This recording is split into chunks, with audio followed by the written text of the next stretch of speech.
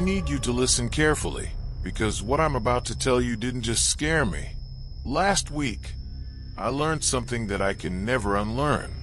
When you're walking alone in the snow, and you find footprints that shouldn't be there, don't follow them. Don't make my mistake. Because the footprints I followed didn't just belong to someone else. They belonged to something that was following me. I live in a small town in northern Montana. Quiet place. Big forests, long empty roads. Winters here aren't just cold, they're isolating. Snow buries everything, even sound. It was around 11 p.m. when this happened. The power in my cabin had gone out after a storm, and I decided to walk to my neighbor's place a half-mile away.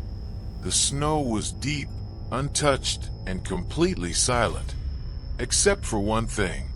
About 30 feet from my front porch, I saw footprints. Not mine, not my neighbor's, not from earlier that day.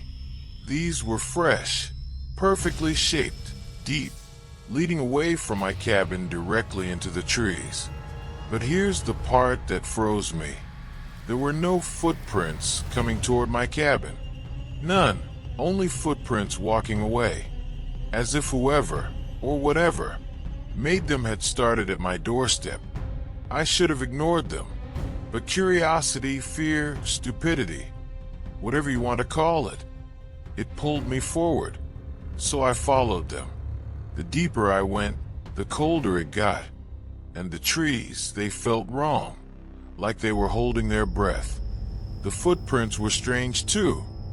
Too long, too narrow. No shoe pattern, just smooth. I walked maybe 15 minutes into the forest, phone flashlight in hand, snow crunching under my boots. That's when I noticed something else. The footprints began to space out as if whoever was making them was taking longer strides, running maybe. And then, they just stopped completely in the middle of nowhere. No turning around and no continuing forward, just an ending. It looked like the person simply vanished into thin air. I stood there, breathing hard, my breath fogging the cold air. I whispered to myself, "Where did you go?" That's when I heard the sound. A soft, slow crunch. Behind me. I didn't want to turn around. Every survival instinct screamed at me not to.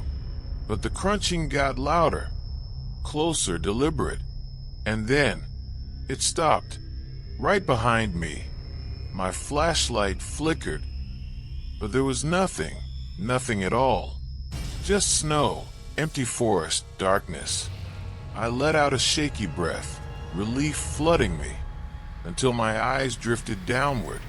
And there they were. Fresh footprints, right behind mine.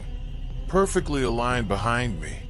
Exactly where I was standing moments before. Meaning, something had been standing right behind me. Close enough to touch me.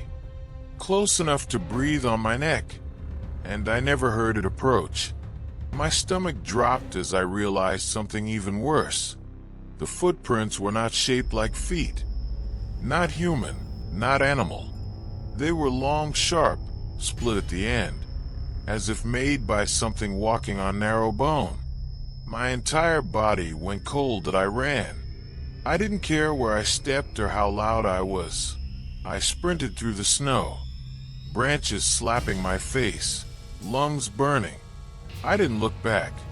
I refused to, but I heard it, matching my footsteps, matching my speed, crunching faster and faster and faster. Every time I slowed even a little, the sound behind me caught up. By the time my cabin came into view, I wasn't breathing. I was surviving. I slammed the door shut, locked it, pushed a shelf against it. Silence. I stood there in the dark for minutes, heart pounding, waiting. And then, a soft, gentle knock. 3 taps. Right on my door. I didn't move, I didn't breathe. The knocking stopped.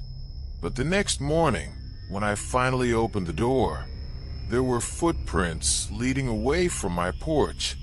The same footprints I had followed the night before.